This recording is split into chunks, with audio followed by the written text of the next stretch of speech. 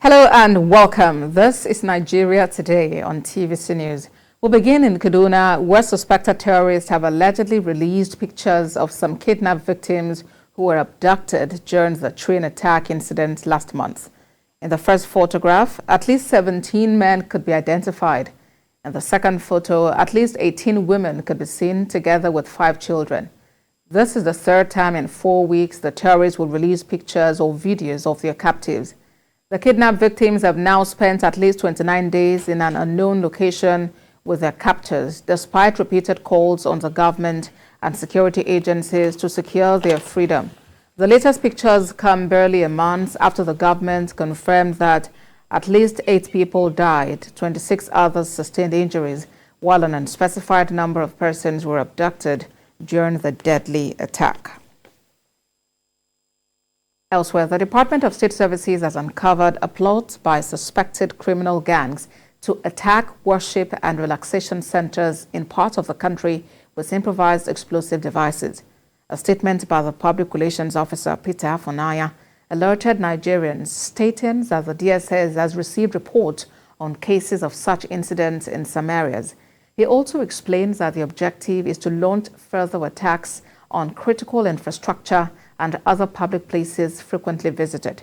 Mr. Afonaya warned managers and owners of worship and relaxation centers to be cautious and implement a basic security measure to deter the threat.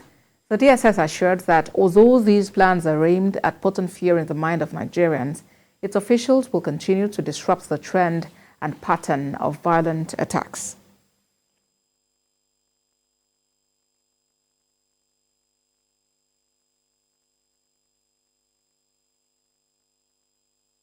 Other matters, the Federal High Court has ordered the chairman of the Code of Conduct Tribunal, Danladi Omar, to appear before the Senate for probe on allegations of misconduct brought against him in a public petition.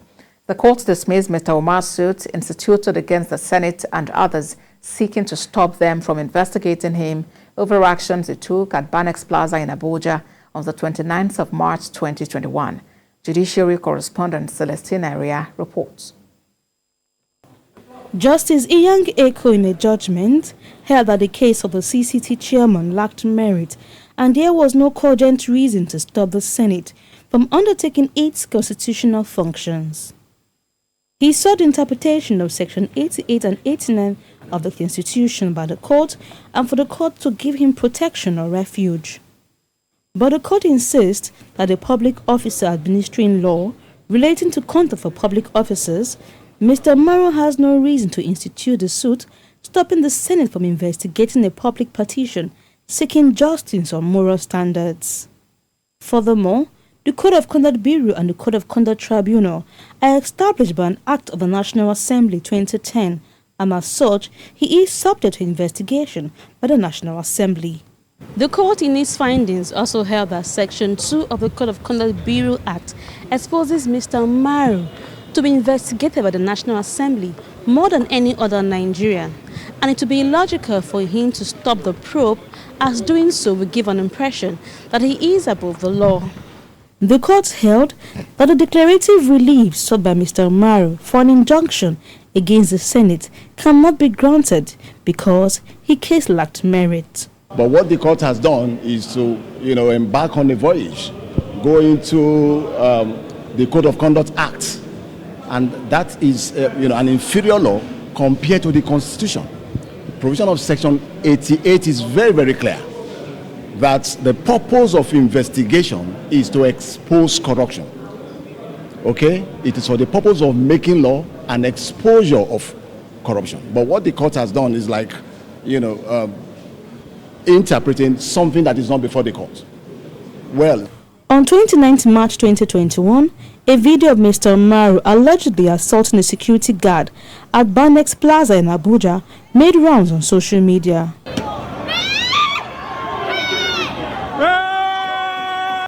The former head of press and public relations of the Code of Conduct Tribunal, Ibrahim Al-Hassan, in a press statement on the incident, denied the allegation, insisting that it was Mr. Maro that was assaulted by a group he referred to as Biafran Boys. Celestina Area, TVC News, Abuja. Let's now turn attention to the National Assembly, where legislative activities failed to resume at the House of Representatives after a 2-week Easter break. While the Senate resumed, the doors to the chambers of the House of Representatives remained locked, with the sergeant at arms nowhere in sight. National Assembly correspondent Joke Adisa reports. A text statement on Monday indicated the representative lawmakers will not be sitting due to ongoing renovation of the complex. The renovation exercise was in response to the embarrassing situation which occurs in the complex, especially during the rainy season.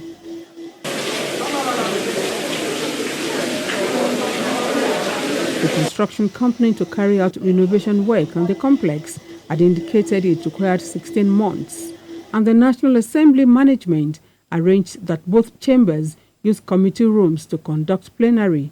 But while the 109 membership strength of the Senate is relatively manageable, that of the House, comprising 360 members, is not. Apart from the renovation exercise, which has yet to commence, the House lost one of its members over the Easter break. Inse Ekpayong, until his death on Saturday, represented Oron Federal Constituency of Akwa Ibom State. The House of Representatives wing was practically deserted on Tuesday, with no member in sight. Several calls put across to many of the lawmakers were not answered, and the leadership is also yet to indicate when the doors of the chambers would be thrown open. Joke Adisa, TVC News, Abuja. Now to some politics. Cross Rivers State Governor Ben Ayade has joined the growing list of presidential aspirants in the All Progressives Congress seeking to succeed President Muhammadu Buhari at the expiration of his tenure in office next year.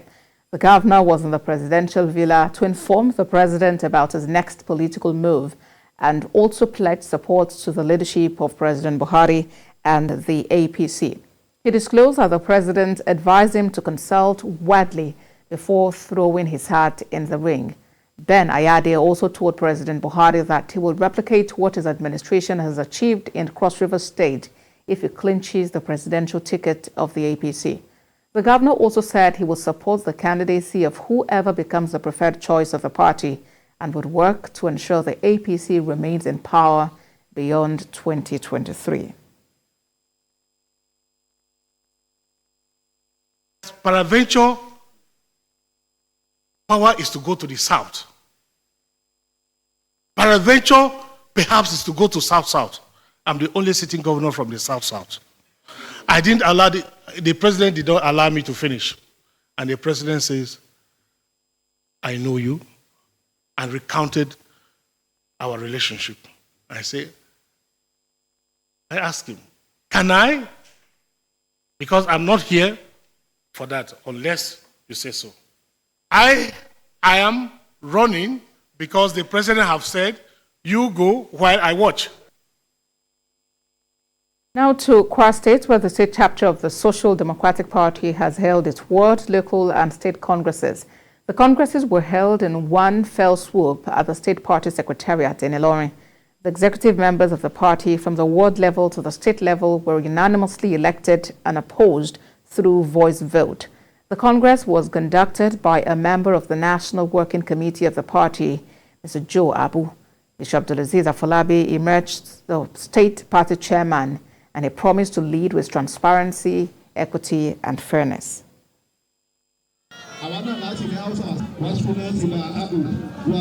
As a result of commitment of the members of the party and the love to have a unified party in Kwara State, such a party that will be formidable and will defeat every other party, members were able to agree among themselves, and literally all the positions were presented unopposed. The same obnoxious situation has led to the mass exodus of APC loyal members to SDP.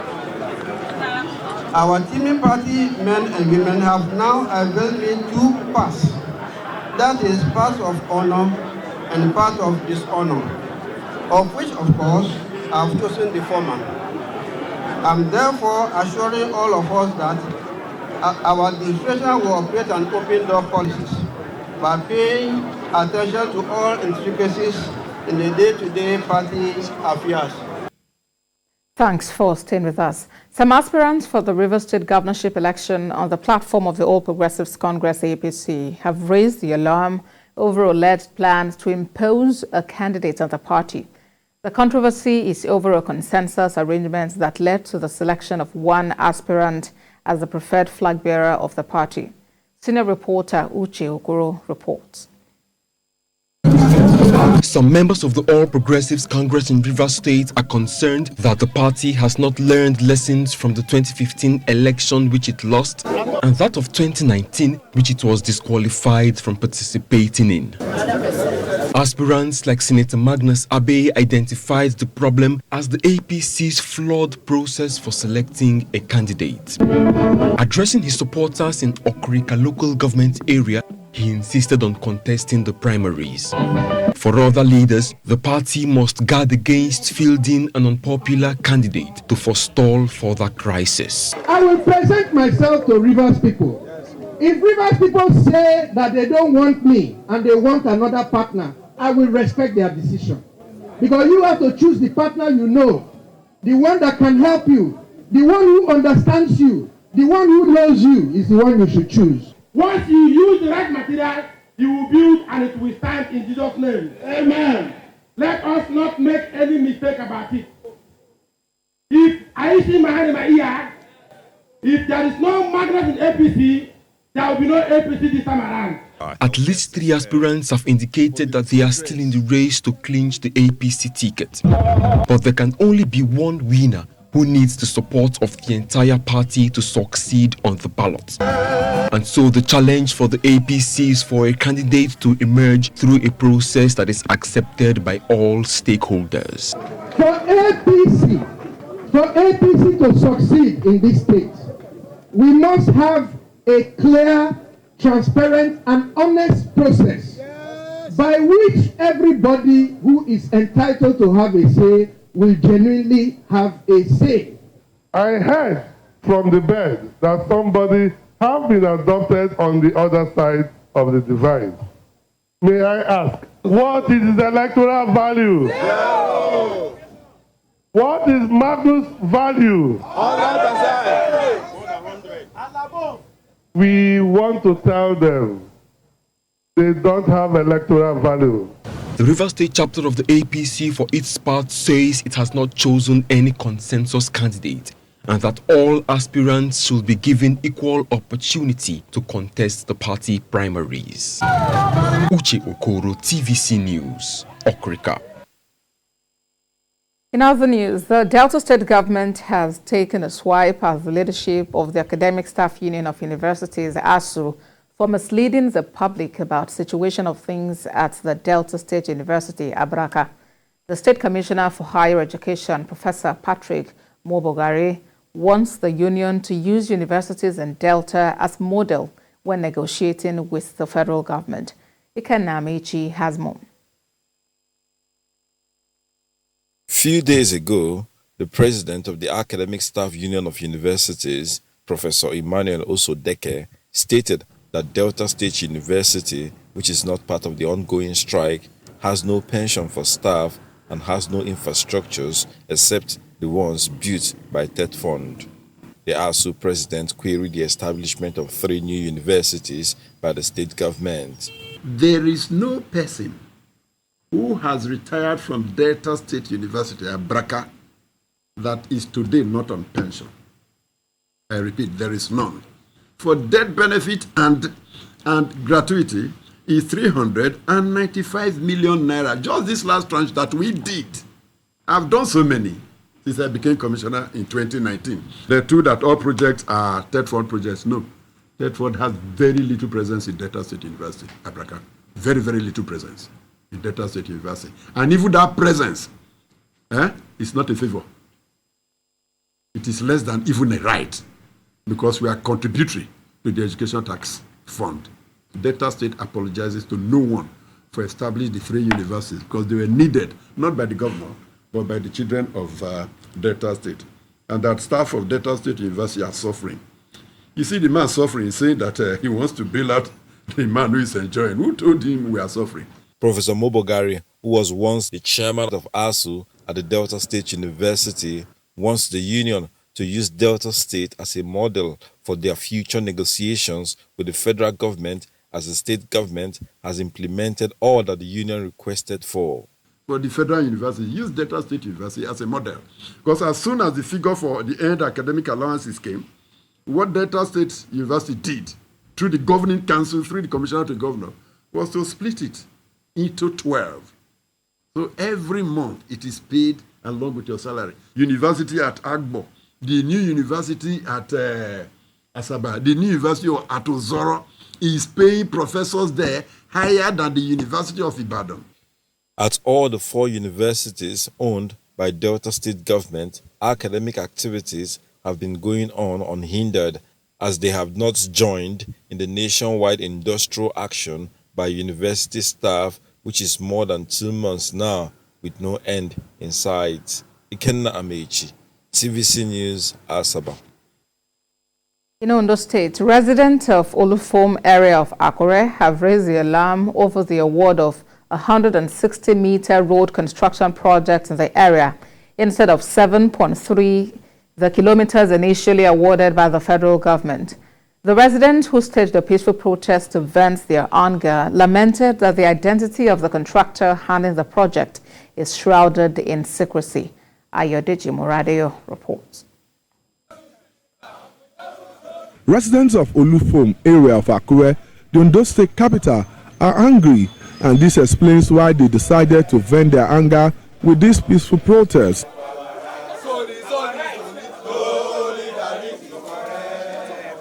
They shunned their duty post to kick against construction of over 160 meters of road in the area, which is against the initial plan by the federal government. The placards in their hands and the song they chanted explain what they are passing through. With the identity of the contractor unknown to them, the residents are worried about the length of the road project and the shoddy job being executed. Taking aback that could federal government approve 160 meters out of 7.3 kilometers, not even a kilometer.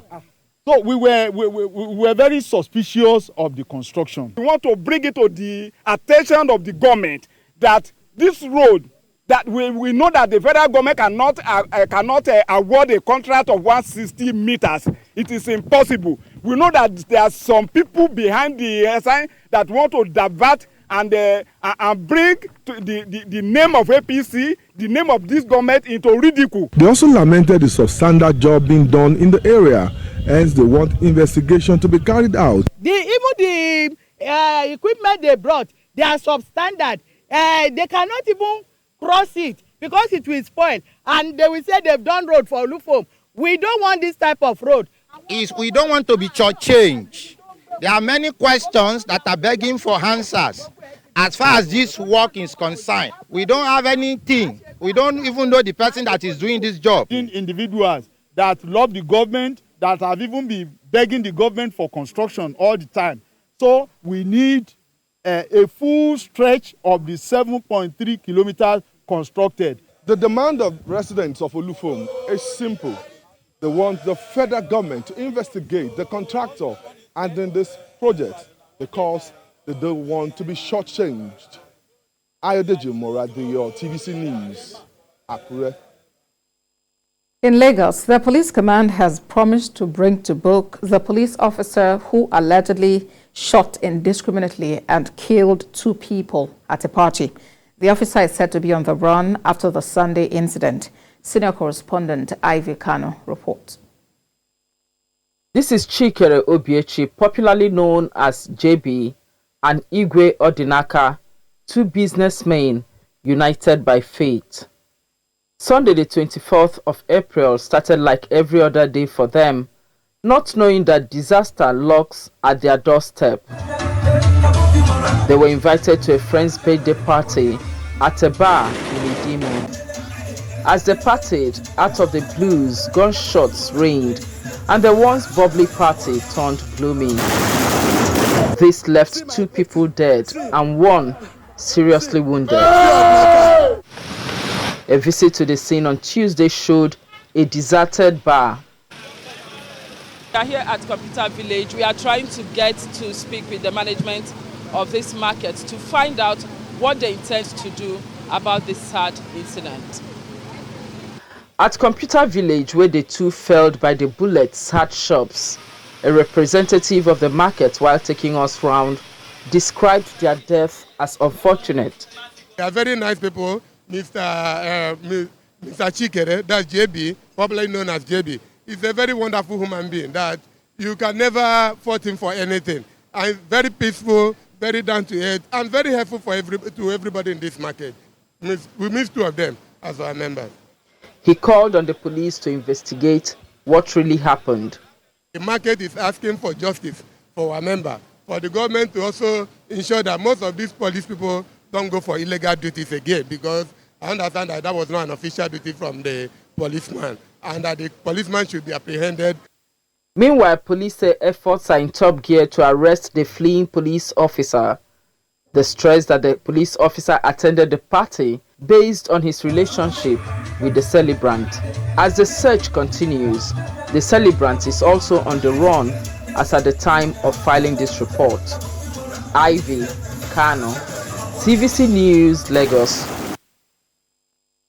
Still in Lagos, in the Paja axis of the state, tricycle operators staged protests around Ekuru Road and command areas against the leadership of one Aziz Abiola. The protesters also said they prefer the ticketing system given them by the Lagos State Park Management against that of the National Union of Road Transport Workers. They alleged that the ticket given them by the NURTW was too expensive and added that they were often subjected to beatings and molestation by union workers if they did not pay the levies. The operators said they paid over 4,000 naira per day to the NURTW compared to the more affordable 1,000 naira which they paid to the Lagos Park Management. They asked the Lagos State government to look into the matter and help come up with a solution.